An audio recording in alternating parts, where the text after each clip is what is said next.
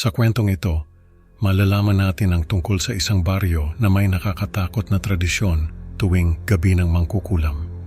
Ang mga patakaran ay kailangang sundin, kung hindi ay may kaparusahan mula sa mangkukulam. Sumama sa amin habang ikinukwento ni Ricky ang kanyang karanasan kasama ang mga kaibigan niya kung saan sinuway nila ang mga patakaran. Ano kaya ang mangyayari sa kanila sa gabi ng mangkukulam?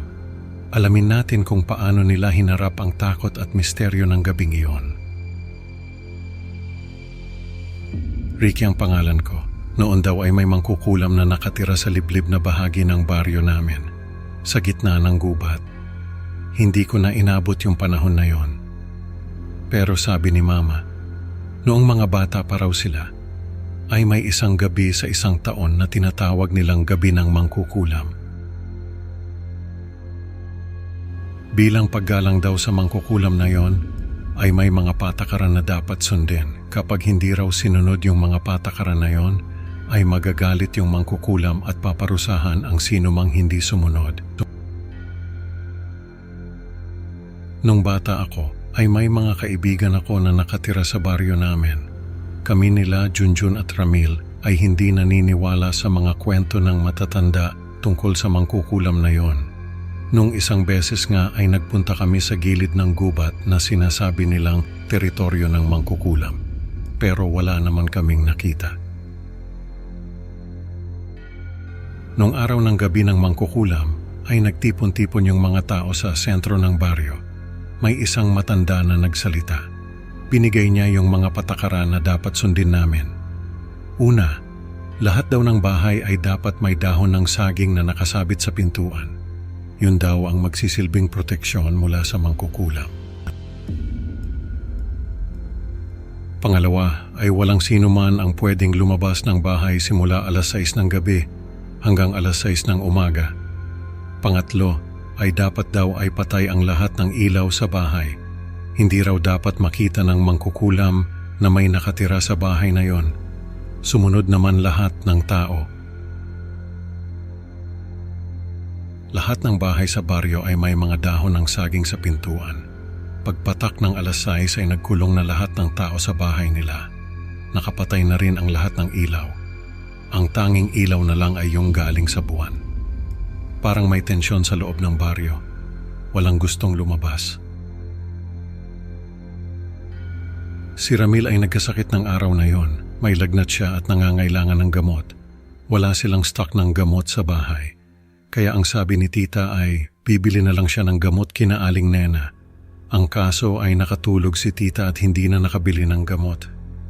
Nung nalaman ko yon, ay naawa ako kay Ramil. Mahirap matulog ng may lagnat. Sabi ko kay Mama ay lalabas lang ako sandali. Bibilhan ko lang ng gamot si Ramil, pero sabi ni Mama ay hindi raw pwede. Baka raw ako makuha ng mangkukulam. Sabi ko naman ay hindi totoo yung mangkukulam na yon. Sabi ni Mama ay wag daw ako magmatigas ng ulo, pero hindi ako nakinig. Lumabas ako ng bahay at nagpunta kina Junjun. Sabi ko ay samahan niya ako na bumili ng gamot para kay Ramil. Pumayag naman siya. Kinausap namin si Aling Nena at binilhan kami ng gamot. Pagkatapos ay nagpunta na kami kina Ramil. Nung malapit na kami sa bahay nila, ay may narinig kaming tunog ng mga paa na tumatakbo sa lupa.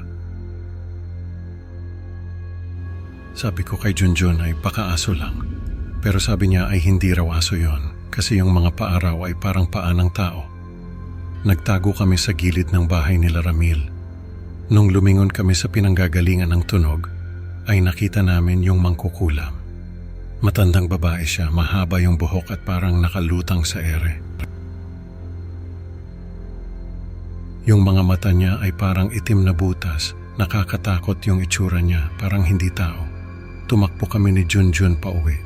Hindi na namin naibigay yung gamot kay Ramil.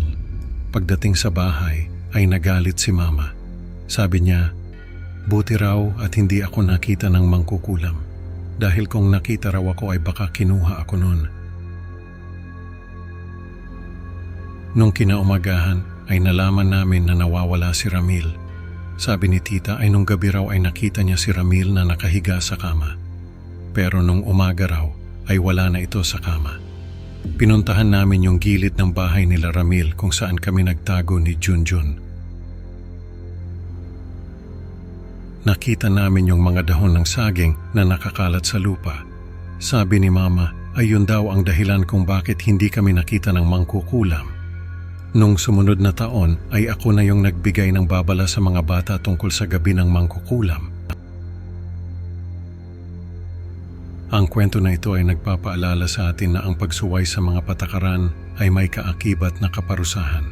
Sana ay natutunan ni Ricky at ng kanyang mga kaibigan ang kahalagahan ng paggalang sa mga tradisyon. Salamat sa pakikinig, mga kaibigan. Huwag kalimutang mag-like at subscribe para sa mas marami pang Tagalog horror stories. Excited na akong makita kayo sa susunod na upload. Hanggang sa muli, mag-ingat kayo, lalo na tuwing gabi ng mangkukulam.